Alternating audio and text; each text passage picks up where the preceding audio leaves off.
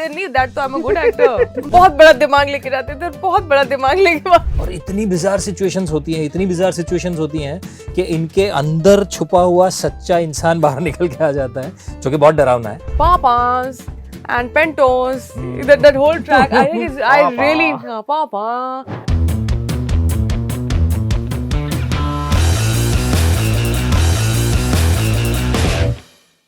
Hello, hi, this is RJ Sahil from 92.7 Big FM and today we are here with the cast of धूम धाम. मुझे ये बताइए, सबसे पहला मेरा जो एकदम फ्रेश सवाल है वो ये है कि ये नाम पहले आ गया था, उसके बाद फिल्म साइन हुई थी, या फिल्म करते करते ये नाम का इनोवेशन हुआ, या इस नाम के बारे में आपको पता चला?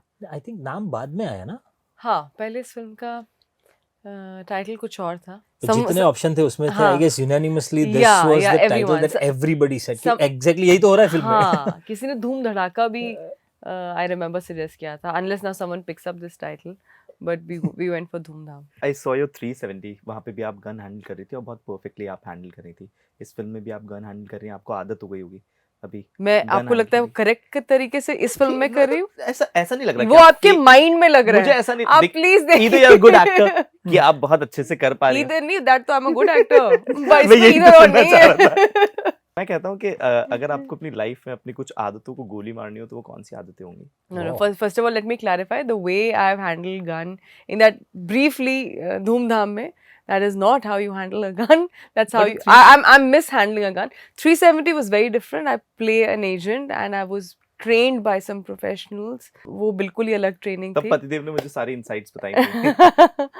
और रियल लाइफ में किन आदतों को गोली मारनी हो, शायद मुझे चाय से कुछ ज़्यादा ही प्यार है, तो शायद उस आदत को, हालांकि काफ़ी मैं कम कर दिया मैंने चाय पीना. चाय है ना, इतना मतलब पहले थोड़ा ज़्यादा होता था, अब थोड़ा सा कम कर दिया है. और वो पता नहीं बार बार क्या आते रहते हैं सोशल मीडिया पे कि देखिए अगर आप भी उनमें से हैं तो सुबह उठते ही चाय पीते हैं और साथ में बिस्किट डिप करके खाते हैं तो आपको भी ये हो जाएगा.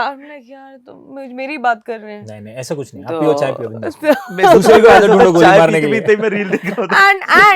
and because everyone knows that I love चाय, मुझे बर्थडे पे चाय गिफ्ट होती है. ये मतलब मेरे घर में 4 किलो चाय है. अगर किसी को, मैं हमेशा कैरी करती हूँ सेट पे, किसी को चाहिए मैं दे देती हूँ because I have so much चाय.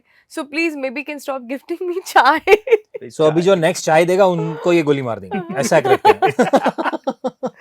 भाई प्रतीक भाई, ये बताइए ना, अभी इस तरह की फिल्में जो है एक बार फिर से वापस ट्रेंड में आ गई, जहाँ पर बहुत बढ़िया मसाला एंटरटेनमेंट, जिसका आई थिंक सबको इंतजार था, ऑडियंस को बहुत इंतजार था. एक एंटरटेनमेंट की जरूरत थी. अदरवाइज हम लोग सब ना एक बहुत दिमाग लेके जाते थे कि इस फिल्म को समझना है, और फिर बहुत बड़ा दिमाग लेकर आते थे कि दूसरे को समझाना है इसको.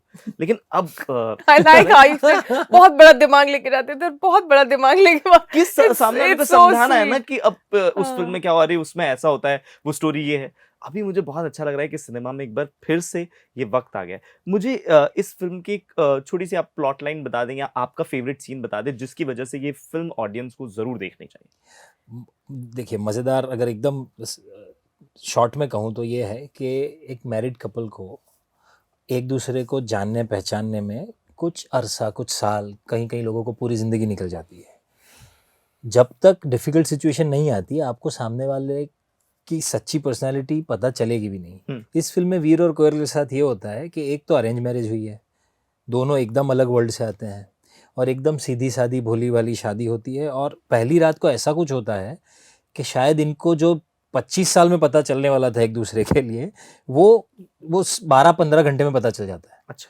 और इतनी बिजार सिचुएशंस होती हैं कि इनके अंदर छुपा हुआ सच्चा इंसान बाहर निकल के आ जाता है, जो कि बहुत डरावना है दोनों के लिए कि ये क्या है, ऐसा तो नहीं सोचा था मैंने.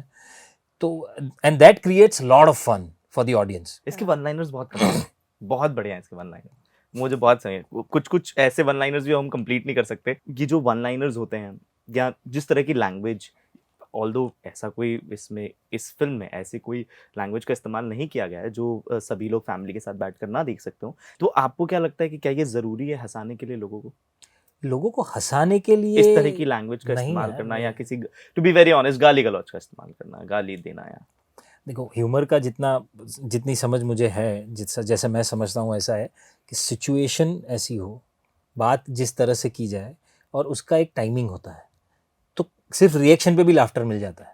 हाँ। कभी शायद डायलॉग की ज़रूरत भी नहीं पड़ती, सिर्फ रिएक्शन पे भी लाफ्टर मिल सकता है। जहाँ बोलने की भी ज़रूरत है तो ह्यूमर के लिए, तो कॉमेडी के लिए तो बोलते भी हैं कि लेस इज़ मोर, जितना कम उतना अच्छा। और अगर ऐसी भाषा की बात है, अभद्र भाषा की बात है, या कुछ ऐसी बहुत ही मतलब ऐसी लैंग्वेज की बात है जो आप कंफर्टेबल नहीं हो फैमिली के साथ देखने, तो मुझे लगता नहीं कि इसकी हर बार ज़रूरत होती है। बहुत बहुत बार ऐसा होता है कि कैरेक्टर ऐसा है, उसकी दुनिया ऐसी है कि वो किरदार शायद बात ही ऐसे करता है। So if it comes from that logic, it's a different thing. But force fit आपको तुरंत पता चल जाएगा एज एन ऑडियंस कि यार ये फोर्स फिट है, इसमें गाली की जरूरत ही नहीं थी।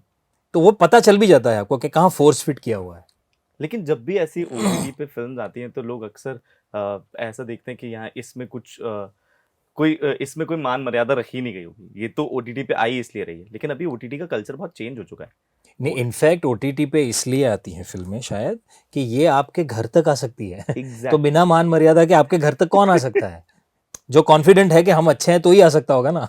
बाकी बाहर रखते हैं हम कि हम आएंगे देखने। यानी आपकी 3 फेवरेट कॉमेडी फिल्म जो आप लोगों को सजेस्ट करना चाहते हैं? आई एम श्योर मेरे सजेशंस ऑलरेडी लोगों ने देख ली होंगी वो फिल्में।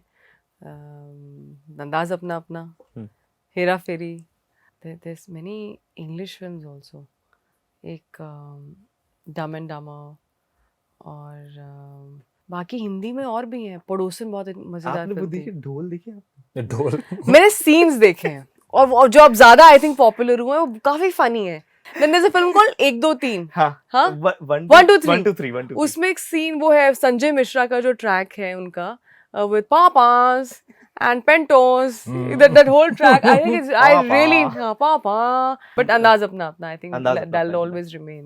मैं कह रहा हूँ 10 लोगों को ये फिल्म दिखाइए, देखिए 10 दिन में आपके साथ कुछ बहुत बढ़िया होगा। अरे तुरंत दिखाइए, अभी दिखाइए। अच्छा, ये फिल्म शादी का राउंड है, तो मेरे सवाल है कुछ शादी से रिलेटेड, और इस गेम का नाम है कौन बनेगा रिडल किंग। ठीक है, तो मेरा सबसे पहला सवाल ये है कि ऐसी कौन सी चीज है जो लड़के सिर्फ पहनते हैं और उसे खाते भी हैं, और लड़कियां सिर्फ पहनती हैं? ये ट्रेलर जैसा है। अच्छा, और खाते भी हैं। Any guesses? स्लीपर। चप्पल। ओ या स्लीपर, सैंडल्स। अच्छा, ओ यू नो, मेरा ध्यान गया हस्बैंड एंड वाइफ। वैसे हस्बैंड एंड वाइफ के लिए भी वो गलत नहीं है, मतलब कुछ। दूसरा सवाल ये है कि ये हस्बैंड और वाइफ के बीच में बहुत जरूरी है। मैं एक हिंट दे रहा हूँ कि मैं बचता भी हूँ, कई बार लोग मुझे उठा भी लेते हैं, और कई बार लोग मुझे लगा भी लेते हैं। हस्बैंड और वाइफ के बीच में बहुत इंपॉर्टेंट चीज है ये। अलार्म तो नहीं हो सकता।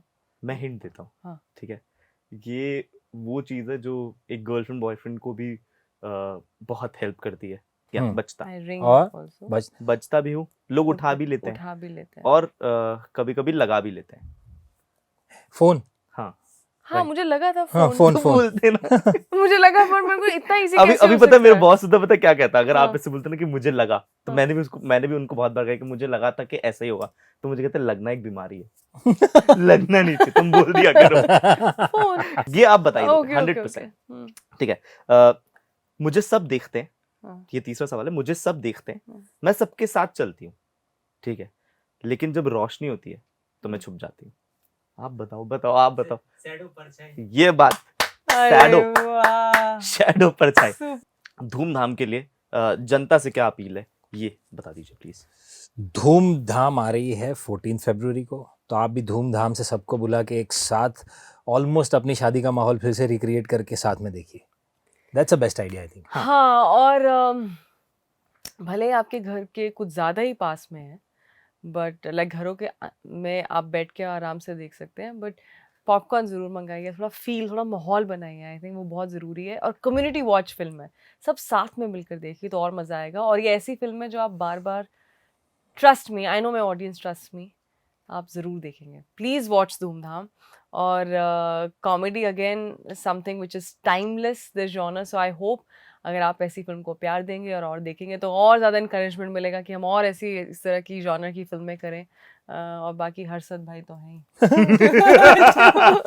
और मुझे लगता है कि इस तरह की फिल्में कम बनती है, तो बनती रहनी चाहिए। हाँ। तो सभी देखें। और एक और जगह हमारे देश में धूमधाम मच रही है, महाकुंभ में। हाँ जी, है ना, तो उनको क्या कहना चाहोगे जो सब महाकुंभ जा रहे हैं? हाँ, कुछ तो ना अगर कुछ मौका करें। मिला तो जरूर जाऊंगा और कभी। जो लोग पहुंच गए उनको क्या कहना चाहोगे? वो थोड़ी हमारी सेफ बात रहिए और सुनेंगे। आराम से सुनेंगे, दर्शन सुनेंगे। करके आइए, डिजिटल धक्का मत दुनिया। लगाइए। डिजिटल दुनिया। आई थिंक ऑलरेडी काफ़ी लोगों के मैसेजेस आते हैं कि अगर आप जा रहे हैं तो ये इन बातों का ज़रूर ध्यान रखिए, आप जा रहे हैं तो ऐसे जाइए, कंप्लेंट मत कीजिए, पूरे आप माहौल में रम जाइए। एंड आई एम श्योर जो जा रहे हैं बहुत बड़ी बात है, ये 144 साल बाद। 144 साल बाद इस तरह का महाकुंभ हो रहा है और ये हमारे देश के लिए, हमारी संस्कृति के लिए बहुत बड़ी बात है। तो बहुत अच्छा लग रहा है, बहुत अच्छे-अच्छे विजुअल्स देखने को मिल रहे हैं और सब खुश आ रहे हैं वापस। तो ये बहुत अच्छा लग रहा है देख के। तो एब्सोल्युटली बिल्कुल। Thank you so much. Thank you, बहुत थैंक बहुत यू वेरी धन्यवाद। मच।